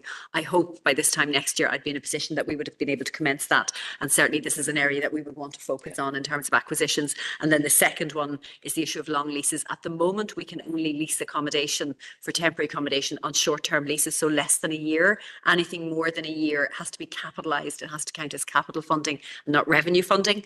That is a big inhibitor. If you look at other jurisdictions, so colleagues in Scotland, for example, they can sign 10-year leases on properties, and then you're not having to negotiate every year, and you get much better value for money. So both of those sit with the department. I hope by this time next year we would have had a positive approval to that, and I really do think that would be a game changer in terms of allowing us, because I know in terms of this council area, access to single lets is really significant acute problem, and hopefully by this time next year we'll have some better news, much better news on that score. So thank you. Well, I suppose as chair of this committee, I certainly hope so. And from a housing executive's perspective, you can see it's much more sustainable. That if there was properties, if they owned the single let rather than the huge amount of resources that it's taken, they accommodate people within B&Bs and hotels at the minute, because we understand that that's not the best value of for the public purse. So we certainly would love to see progress on that, and hopefully when you come back here next year, there is progress, and we're in a better position. But I thought that was a good discussion. We know that housing is something that we all care passionately about. We understand the enormous pressures that the housing executive are under, and it was good to see that people had time to have a discussion, ask questions, and really appreciate the answers that you give. I just want to thank you for attendance, Grania. Eddie's no stranger to anybody here, and I just want to thank Eddie and the team, Patricia and her team, and everybody working locally in the housing executive. We all really appreciate what you do under very trying circumstances. And I know from a council perspective, we would, if we're going to see any dent in the housing crisis, we need that partnership work, and we need that collaborative work. And so I know as we work internally within our council around how we can be more efficient in relation to bringing land on stream, making decisions in relation to planning applications. We know that we're working alongside yourselves in terms of providing and removing the bottleneck that currently exists that's leading to the housing crisis becoming bigger and bigger every year. So we were looking forward to your deputation and it didn't disappoint. Thanks. It was very valuable and we look forward. You're always welcome to this committee and to this council. So thank you. Thank you very much.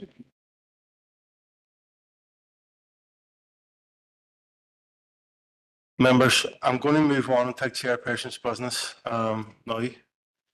And I have 2 items of chairperson's business that I've been contacted on. The first one is Councillor Duffy. Go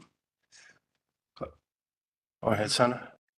Chair, thank you for allowing me in. And I intended to raise the issue of ending violence against women and girls following the number of very public attacks that we have seen throughout the city over the last 2 weeks. I am actually going to be brief because we do have a special council meeting on Friday, which is only right that we should have a special council meeting to discuss this. At last month's committee, and I was just reading the minutes there, we had an item on it which was Women's Night Safety Charter. And I spoke at that meeting saying how important it was for us as a council area to ensure that women do feel safe when they're out in the evening, out and about and just generally going about their business. Unfortunately, none of us foreseen what was going to take place then over the last 2 weeks within the city. I know from talking to women and girls prior to last month, there was a fear there already. But what has happened and transpired has only elevated that fear to huge levels. And we can talk about scaremongering, but I don't think that it is, because I think it's a very clear and very real fear that women face. I spoke about how women try to protect themselves when they're out and about in relation to carrying umbrellas, carrying mobile phones, alarms, other things. But I think that what is really, really important to say is that we all have a responsibility to tackle violence against women and girls, and that includes our male allies here and in the community. And it is really important that everybody puts their shoulder to the wheel to try and address this. We do have the strategy coming down the line, but what is really important is that we as a society tackle misogyny within our communities, within our workplaces, within our families, within our friends groups, because often, far too often, we are seeing low-level misogyny, which is dismissive of incidents, that is minimising incidents that have happened, and it is making victims feel that they are to blame. It is victim blaming and victim shaming, and we need to ensure that that is tackled at every level, and that we don't go, oh, that was harmless and we'll let that go. Because if we're going to properly tackle violence against women and girls, then we all have a responsibility to do that, and we have a responsibility to make sure that people know what is appropriate and what is not appropriate before it escalates to the level that we have seen here within this city over the last 2 weeks. Chair, I'm not going to make any proposals. We have the special council meeting on Friday. We have a rally here on Friday night. We have a public meeting on Thursday evening, and I know that the PCSP has agreed that they are going to do a public meeting as well. I think it's really important that we get information out into the community so people know what services are available, and they know that there is support and solidarity there for people as well. So I think that it's just really important that we get that information out at this point. But thank you, Chair, for allowing me in. Thank you, Councillor Duffy. And just to be clear, Alderman Cook has contacted me on the same issue. So I'm going to bring Alderman Cook in now. Chelsea, yeah? Yeah, thanks, Chair, for letting me in, and I wholeheartedly agree with Councillor Duffy. But what I would say is, in light of the recent attacks in the city, I do feel that the council needs to take action. And one way of doing this is to increase lighting, especially where there is none. Drummond Walking Park is where one of these dreadful attacks took place, and there's no lighting within the park at all. And I had previously inquired about the lights at the park, and was informed that planning had been lodged and the council had hoped to include it within the Glendermott Shared Space Peace Plus application. But now that that's no longer viable, I just would ask, that this council urgently looks at providing lighting in this walking park and any other walkway within the city that has no lighting. The dark nights are here, and with numerous attacks on women in a few weeks, we need to be proactive in addressing this. Our city is known as a place to come for Halloween, and we don't want it to be known as an unsafe place for women and girls. So given the urgency of the matter and that women's lives and safety are at risk, and that planning permission has already been passed for this lighting, I would have a proposal if it was allowed, and I've sent it to Paula.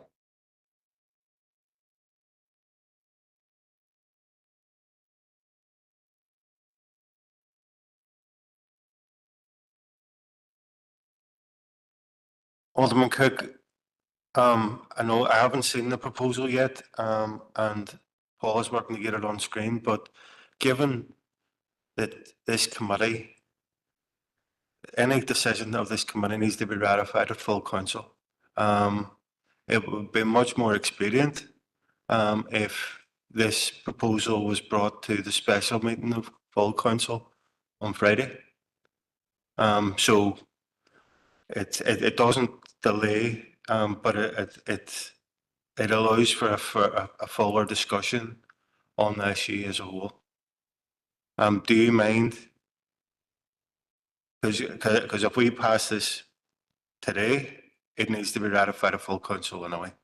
So I'm suggesting that we hold that proposal until the special meeting on Friday. Are you content? Yeah, that's no problem at all. Thanks, Chair. Okay, thanks, Chelsea. Councillor McDade on the same issue.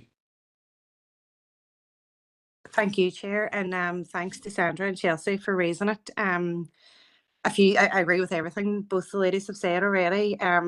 Sandra's dead right. What we discussed last month, nobody could have seen what was going to happen in the couple of weeks then after it. I think that we need to be doing what we can, and what Sandra had said about it, this is everyone's responsibility. This is up to our male friends, colleagues, allies to be allies to women and come forward with solutions to help us feel safer. And what Chelsea said there about the lighting, I mentioned at the last meeting in passing about the Bay Road, and it's very similar to Drummond Park.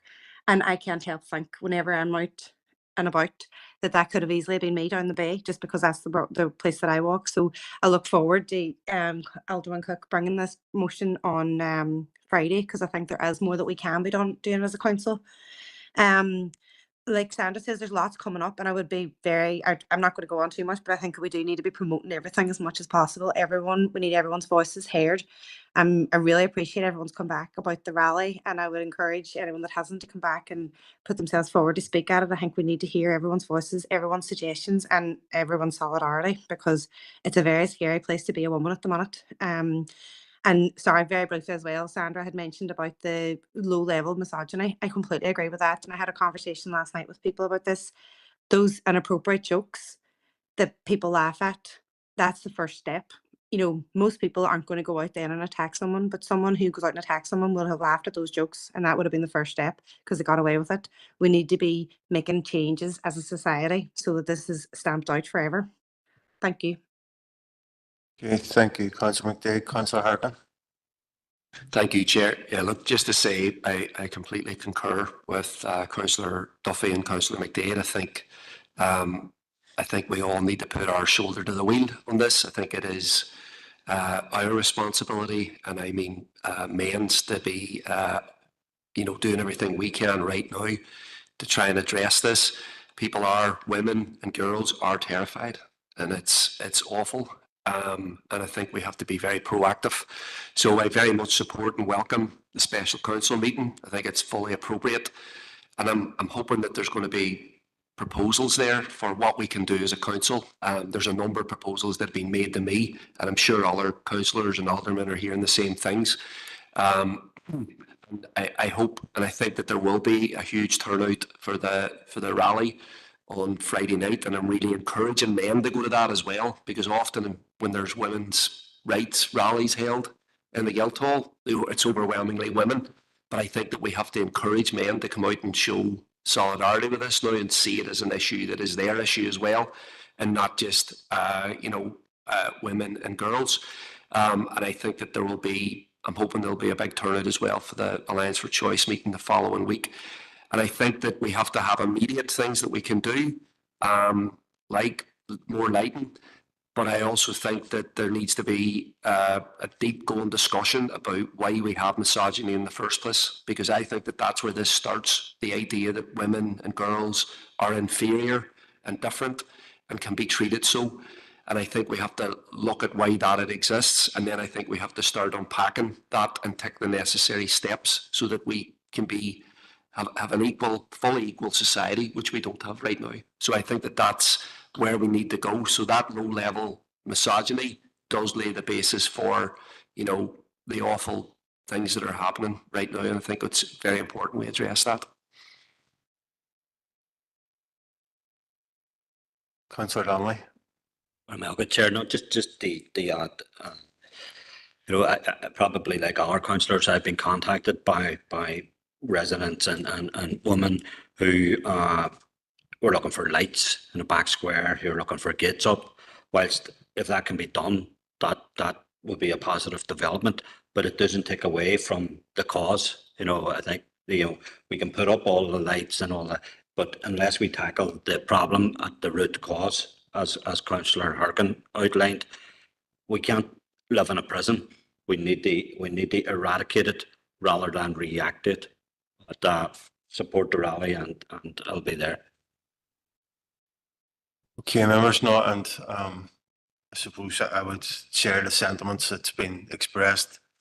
There was a discussion at this last the committee last month, and what's happened since then has been horrific, and that's I know that I know one of the victims over the last few weeks or over the last few days, and that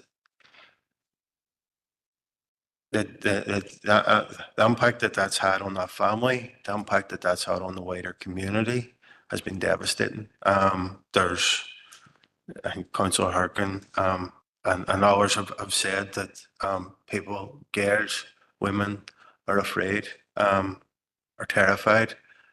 That's no exaggeration, and rightfully so. We need to work collectively to stamp out any predatory behaviour, and I look forward to the meeting, the special meeting on Friday, and the subsequent protest or rally, and working to find out any solutions, any practical steps that we can take as a society.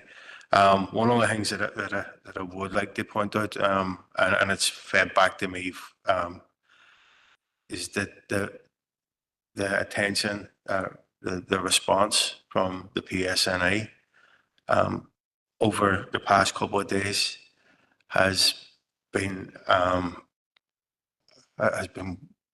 really appreciated. I think it was a very quick response, particularly the two incidents that happened in the waterside. And speaking to people that were close to that told me that the response from the PSNI, they couldn't have faulted it, and it was very swift. So, like, if we've got agencies that are responding like that, that's one way how we can stamp out predatory behaviour. But as others have said, there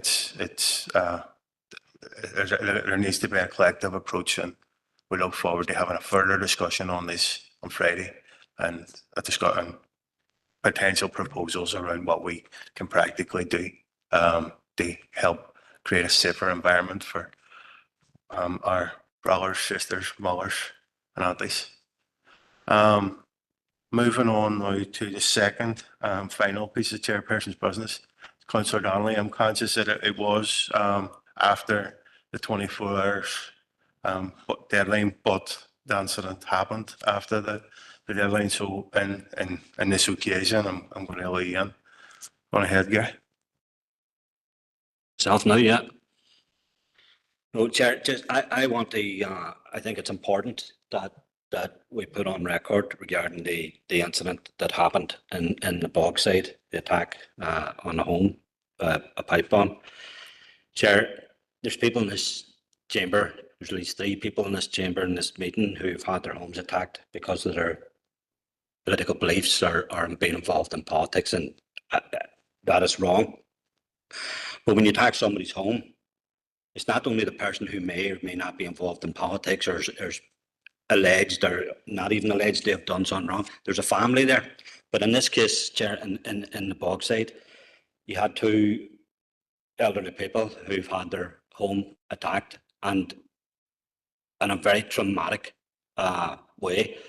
And I think there's no other way to say that was completely wrong and it was reckless. There's no doubt that these people who were attacked are not alleged to have done anything in any way, and I think that's well known by an awful lot of people. But I think that it's important that the message also comes from here, that for reassurance and that they express solidarity with people who were, you know, the victim of a terrible event, that they have done absolutely nothing wrong.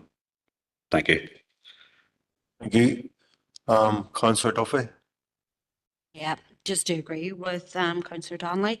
The attack last night in that home in Limewood Street was absolutely disgraceful. It was shocking. There is no place for attacks on a home. There is no excuse for it, no matter what. So just again to express our solidarity. Councillor Tierney. Thank you, Chair, and absolutely agree with everything that has been said around this incident which happened in Limewood Street last night. I suppose it's no secret I'm one of the 3 people that Councillor Donnelly's talking about.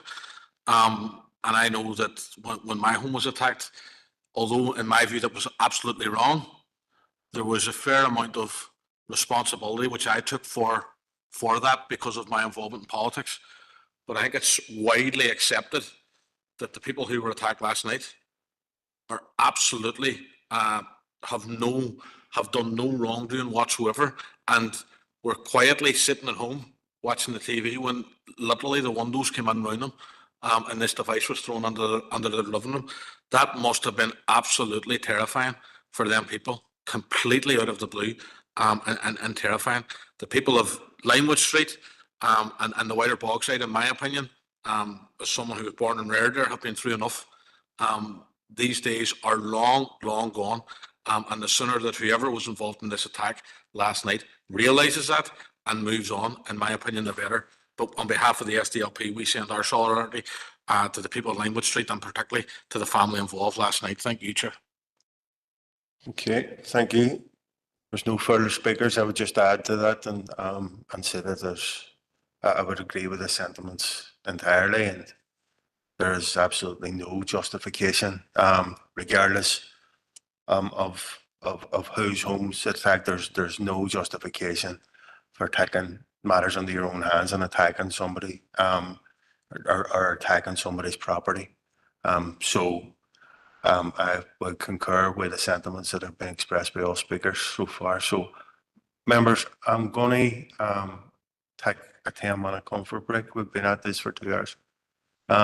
So I'm a chair. We're going to take our 10-minute comfort break. We're going to take a 10-minute comfort break, and we'll come back here at 6:10.